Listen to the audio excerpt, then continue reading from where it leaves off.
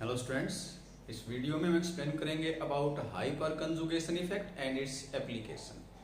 Effect से पहले हमें हाइपर कंजुगेशन क्या है ये क्लियर होना चाहिए।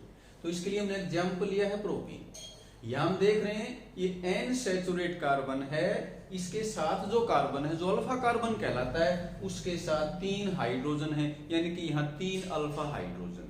तो अगर ऐसी सिचुएशन हो जहां एन सैचुरेट कार्बन के साथ जो अल्काइल है उसके पास एटलीस्ट 1 हाइड्रोजन हो, अल्फा हाइड्रोजन हो, तो ये CH बॉन्ड के इलेक्ट्रॉन डीलोकलाइज होंगे, फ्लो करेंगे टुवर्ड्स डबल बॉन्ड, और इसी डीलोकलाइजेशन को क्या कहा जाता है? Hyper conjugation. तो यहां जितने अल्फा हाइड्रोजन है उतने ही हाइपर कंजुगेटिव स्ट्रक्चर बनेंगे। तो रिजोनेंस की तरह से यहां भी डिफरेंट स्ट्रक्चर बनते हैं, लेकिन यहां हम देख रहे हैं बॉन्ड नहीं है। रिजोनेटिंग स्ट्रक्चर्स में बॉन्ड होते हैं, लेकिन यहां क्योंकि बॉन्ड नहीं है इसलिए इसको नो बॉन्ड रिजोनेंस भी कहा जाता है। अब इसमें मैंने एक स्ट्रक्चर बना के दिखाया, ऐसे ऐसे 2 और स्ट्रक्चर यहां बना के दिखाए जा सकते हैं। तो number of hyper conjugative structures कितने आएंगे? जितने उसमें अल्फा हाइड्रोजन होंगे। नेक्स्ट आता है hyper conjugation effect. When an alkyl group is linked with an saturated system, क्या हो सकता है? ये डबल बॉन्ड हो सकता है कार्बन जैसे अल्कीन के अंदर, या बेंजीनियरिंग हो सकता है। Then order of its plus I effect reversed. यह मैंने कुछ ग्रुप लिखे हैं जैसे मिथाइल है, इथाइल है, आइसोप्रोपाइल है, टर्सिब्यूटाइल है।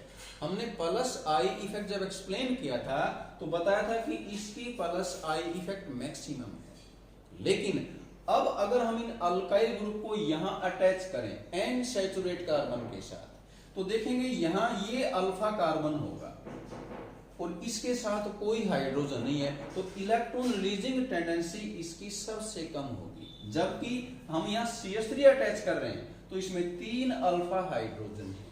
जितने अल्फा हाइड्रोजन ज्यादा होंगे उतनी इलेक्ट्रॉन रिलीजिंग टेंडेंसी ज्यादा होगी। तो मिथाइल ग्रुप है, उसकी इलेक्ट्रॉन रिलीज करने की टेंडेंसी इन सभी में सबसे ज्यादा है। तो ये प्लस आई इफेक्ट का जो ऑर्डर है, इलेक्ट्रॉन रिलीजिंग जो टेंडेंसी है वो यहां देख रहे हैं हम रिवर्स हो गई। तो इसी को क्या कहा जाता है? Hyper conjugation effect. कब आती है ये? जब कोई अल्काइल ग्रुप किसी एन सैचुरेट कार्बन के साथ अटैच हो। नेक्स्ट आता है इसमें एप्लीकेशंस या सिग्निफिकेंस।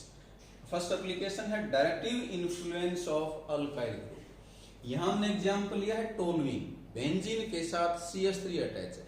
अब बेंजीन का ये जो कार्बन है इसके ये डबल बॉन्ड से अटैच है, एन सैचुरेट कार्बन है, और ये जो कार्बन है जिसको हम अल्फा कार्बन कहेंगे, यहां इसमें 3 हाइड्रोजन एटम यानी कि 3 अल्फा हाइड्रोजन है। अब यहां हमने क्या शो किया? ये delocalization of sigma electron of CH bond. ऐसा होने से हम देख रहे हैं बेंजीन में ऑर्थो पैरा पोजीशन पे नेगेटिव चार्ज आ गया, यानी कि इलेक्ट्रॉन डेंसिटी इंक्रीज हो गई। अब कोई इनकमिंग ग्रुप बेंजीन में मेनली क्या होता है? इलेक्ट्रोफाइल, वो कहां अटैक करेगा? ऑर्थो पैरा पे। तो ये जो फर्स्ट एप्लीकेशन है यहां पर हम एक्सप्लेन कर रहे हैं कि अगर बेंजीन के साथ अल्काइल ग्रुप अटैच है तो वो ऑर्थो पैरा डायरेक्टिंग होता है।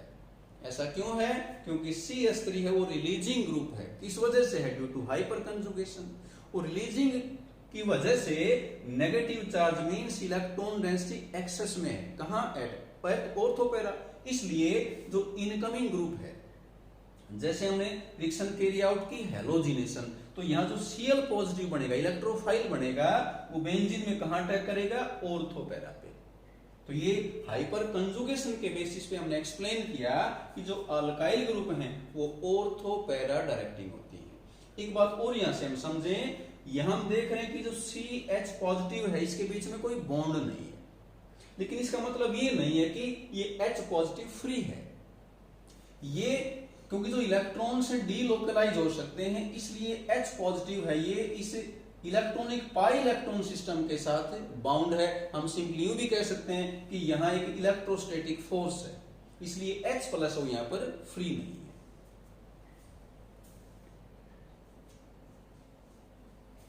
सेकेंड एप्लीकेशन स्टार्ट कर रहे हैं, relative stability of alkenes. Hyper conjugation के बेसिस पे हम डिफरेंट अल्कीन्स की स्टेबिलिटी कंपेयर कर सकते हैं। स्टेबिलिटी कंपेयर करने के लिए हमें इस रिलेशनशिप को याद रखना है, इसको अप्लाई करना है। क्या रिलेशनशिप है? Stability is directly proportional to number of hyper conjugation structures. और वो कितने होंगे? Number of alpha hydrogen atoms. तो यहां हमने दो अल्कीन लिए हैं, ये है ब्यूट 2ENE और ये है ब्यूट 1ENE। इसमें 2ENE है, ये ज्यादा स्टेबल है क्योंकि इसमें 6 अल्फा हाइड्रोजन है। डबल बॉन्ड वाले कार्बन के साथ जो कार्बन है वो अल्फा कार्बन है, ये अल्फा कार्बन है, ये अल्फा हाइड्रोजन है, 3 हाइड्रोजन यहाँ है, 3 यहाँ है, तो इसमें 6 हाइपर कंजुगेटिव स्ट्रक्चर बनेंगे। जबकि इसमें ये अल्फा हाइड्रोजन है, यहाँ अल्फा कार्बन है, 2 ही अल्फा हाइड्रोजन है, तो 2 ही स्ट्रक्चर बनेंगे। तो जितने स्ट्रक्चर हैं उतनी स्टेबिलिटी ज्यादा होगी।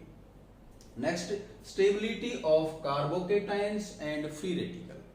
कार्बोकेटाइन और फ्री रेडिकल इंटरमीडिएट्स होते हैं, इनका स्टेबिलिटी ऑर्डर सेम होता है। टर्सरी मोस्ट स्टेबल है, देन सेकेंडरी और सबसे कम स्टेबल होता है प्राइमरी। तो ये हमने एग्जांपल लिए हैं, टर्सरी ब्यूटाइल है, इस कार्बन के ऊपर पॉजिटिव चार्ज, ये टर्सरी कार्बन है क्योंकि इसके साथ 3 कार्बन अटैच हैं।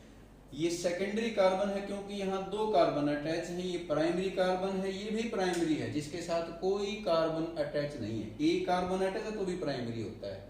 तो यहाँ टर्सरी ब्यूटाइल है, ये मोस्ट स्टेबल है। रीजन क्या है?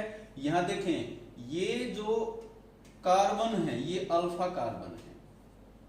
यहाँ पहले हम कह रहे थे कि डबल बॉन्ड वाले कार्बन के साथ जो कार्बन है वो अल्फा कार्बन है, तो ये डबल बॉन्ड यहाँ सिस्टम था। यहाँ सिस्टम है वो कार्बन जिसपे पॉजिटिव चार्ज है, तो इसके साथ जो कार्बन है वो अल्फा कार्बन है। तो यहाँ कुल 9 अल्फा हाइड्रोजन है, इसमें 6 अल्फा हाइड्रोजन है, इसमें 3 है और यहाँ कोई अल्फा हाइड्रोजन नहीं है। तो जितने अल्फा हाइड्रोजन है उतने ही स्ट्रक्चर होंगे और उतनी ज्यादा क्या होगी? स्टेबिलिटी। तो इसलिए हम कह सकते हैं टर्सरी मोस्ट स्टेबल है, प्राइमरी लिस्ट स्टेबल है। अब एग्जांपल के लिए हम इथाइल कार्बोकेटाइन के हाइपर कंजुगेटिव स्ट्रक्चर ड्रा करते हैं। ये सिस्टम है, इसके साथ जो कार्बन है ये अल्फा कार्बन है, 3 अल्फा हाइड्रोजन है। तो ये जो CH बॉन्ड है, अल्फा हाइड्रोजन का जो सिग्मा बॉन्ड है वो फ्लो करता है टुवर्ड्स सिस्टम। यहाँ सिस्टम क्या है? Positive charge carbon. इसकी तरफ क्यों फ्लो करेंगे? क्योंकि पॉजिटिव चार्ज आने से कार्बन की इलेक्ट्रोनेगेटिविटी बढ़ जाती है। तो अब ये CH का इलेक्ट्रॉन पेयर यहाँ जाएगा तो ये H+ यहाँ इससे अलग हो जाएगा। इनके बीच में कोई बॉन्ड नहीं है लेकिन इनके बीच में एक फोर्स ऑफ अट्रैक्शन है, इसलिए H फ्री नहीं है। तो यहाँ ऐसे 3 स्ट्रक्चर बनेंगे जैसे मैंने एक बना के दिखाया। अब यहाँ 3 है तो ऐसे यहाँ 6 बन जाएंगे, यहाँ 9 बन जाएंगे। सिमिलरली अगर ये फ्री रेडिकल होता तो इसको ऐसे बना के दिखा सकते हैं। यहाँ इसके पास क्या है? Odd electron. ये हमें पता है कि अगर किसी एटम या ग्रुप के पास ओड इलेक्ट्रॉन है, अनपेयर इलेक्ट्रॉन, तो क्या कहलाता है? Free radical. तो यहाँ भी सेम सिचुएशन है, ये सिस्टम है, 9 अल्फा हाइड्रोजन है, 6 है, 3 है। यहाँ हमने इथाइल फ्री रेडिकल के लिए क्या ड्रॉ किए हैं? Hyper conjugative structure. देखो कैसे ड्रा की। यहां जो CH बॉन्ड है इसका होमोलाइटिक फ्यूजन हो जाएगा, एक इलेक्ट्रॉन H के पास आएगा और एक इस कार्बन के पास आएगा।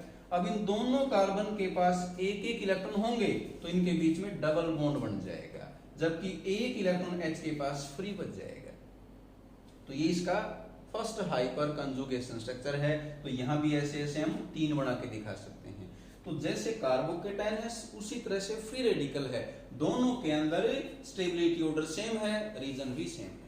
तो ये हमने एक्सप्लेन किया हाइपर कंजुगेशन क्या है, हाइपर कंजुगेशन इफेक्ट क्या है और उसको यूज करके हम किस तरीके से अल्कीन्स की स्टेबिलिटी, अल्काइल ग्रुप का डायरेक्टिव इन्फ्लुएंस और फ्री रेडिकल और कार्बोकेटाइन की स्टेबिलिटी को एक्सप्लेन कर सकते हैं।